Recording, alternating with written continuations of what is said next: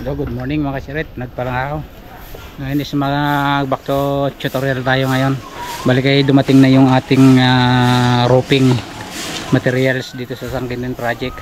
Bali turuan ko kayo ngayon kung paano mag kanto ng flushing gutter, Banawi type. Okay, let's go. Ito yung ating itong klase ng ating gutter.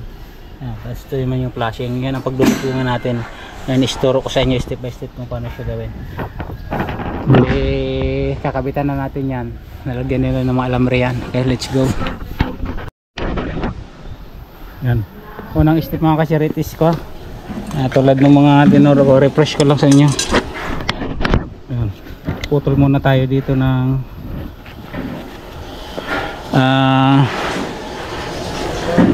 25 cm. Yan, 25 cm.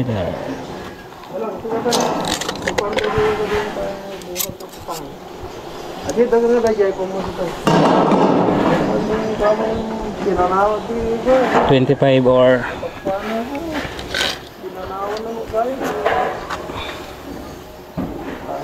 30.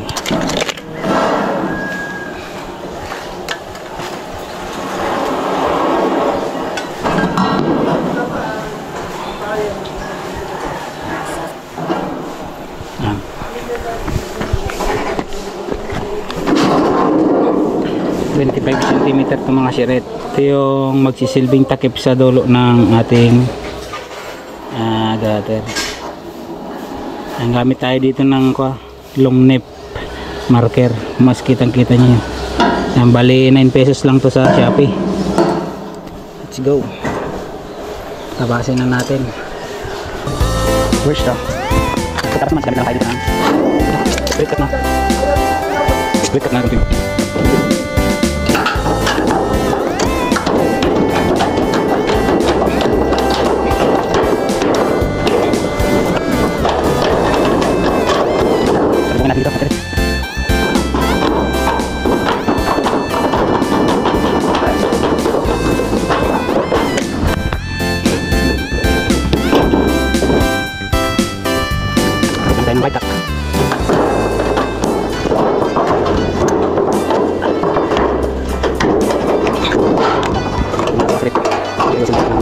yung gamitin natin dalam may height at saka yung disadvantage na nasusulog yung pintura kasi umiinit. Ayaw kuhain na lang natin sa group. Get out!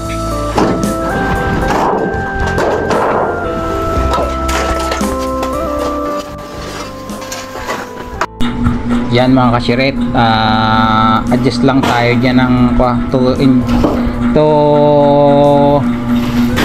inch. Yan, pagitan natin 2 inch lang yung adjust natin dyan mga kashiret, galing dyan sa left side.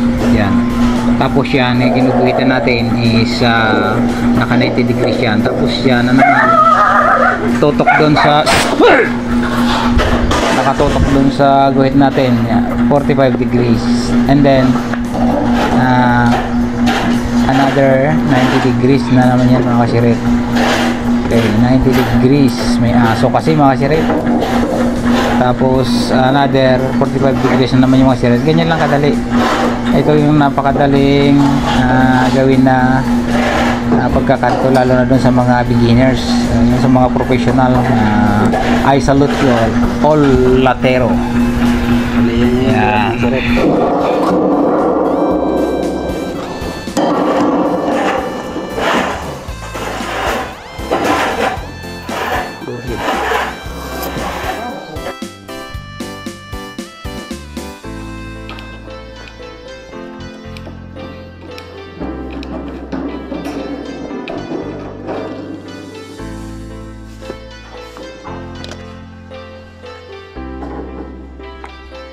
Nakatagto da. Ito.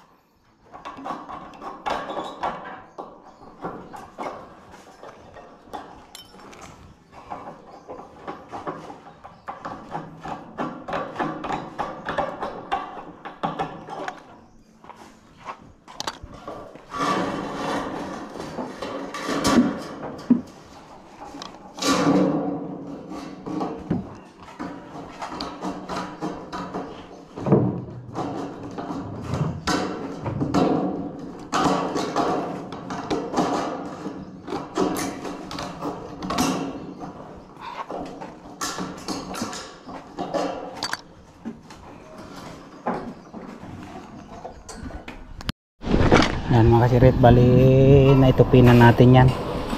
Yan, dali lang naman yan. Ito, yan, itong mga guhit na yung magsin kasi eskwala yan. Yan, eskwala.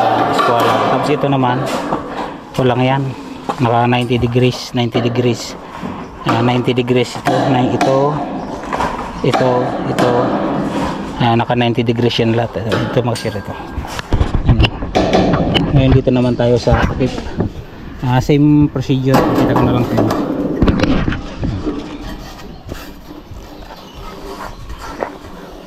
Bali ito is wala na tang engraves, wala na ito kasi bali diretso na lang to. Okay, let's go.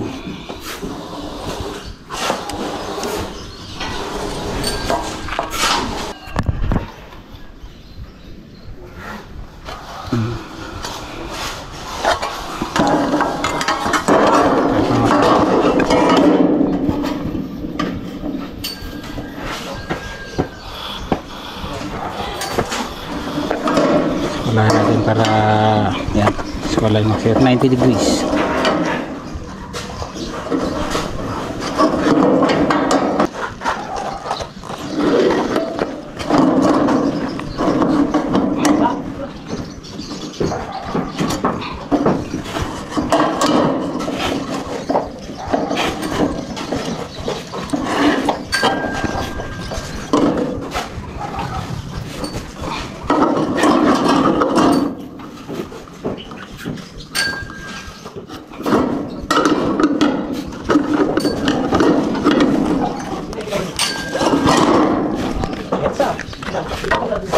Tabasin na natin mga sirit.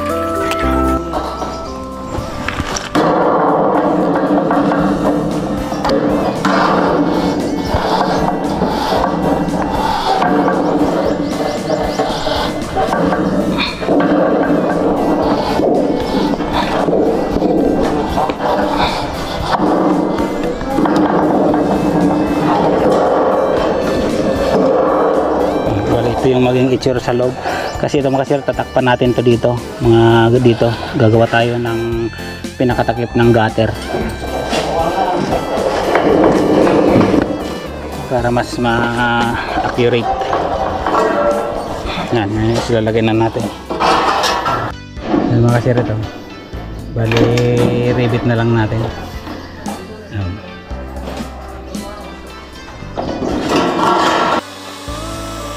Bisagrana kan lagi paglakan nata. Actually kurang pa yata, may isa nga ako dapat alawan nata kat bangir-bangir. Kada gamitin na impis nga pinulit ito ko na pastol. Yang. Aja na impis lang duwa sinong bangir ay tayo lang.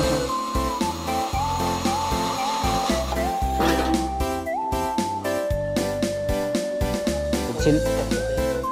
Boy. Tutin lang.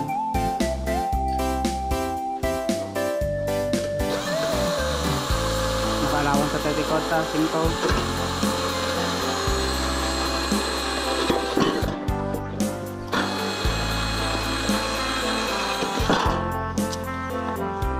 Dito po school, mali na po na agad ng page na dyan ang lang. Dito sa balik. Kaya nakaduwang atak. Ano po pulaw na ata kayo? Patangat.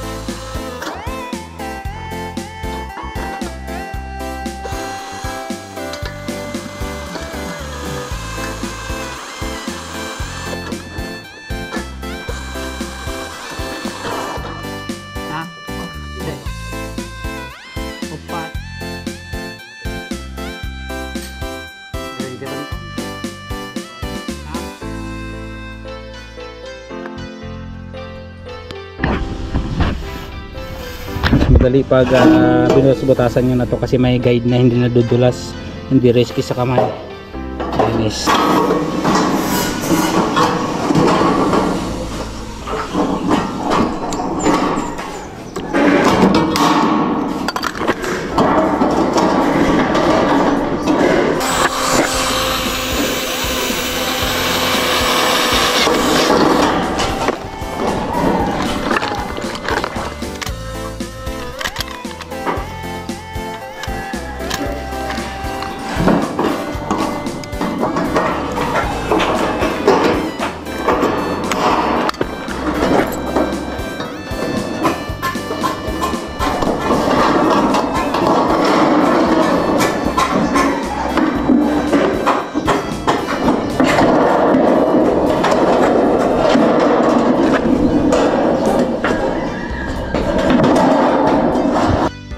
Bali niya makasirit yung outcome natin, nalagyan na rin natin siya ng touch up paint yan. Dapat pati itong mga rivets is malagyan ng touch up paint para hindi kita kita. Okay.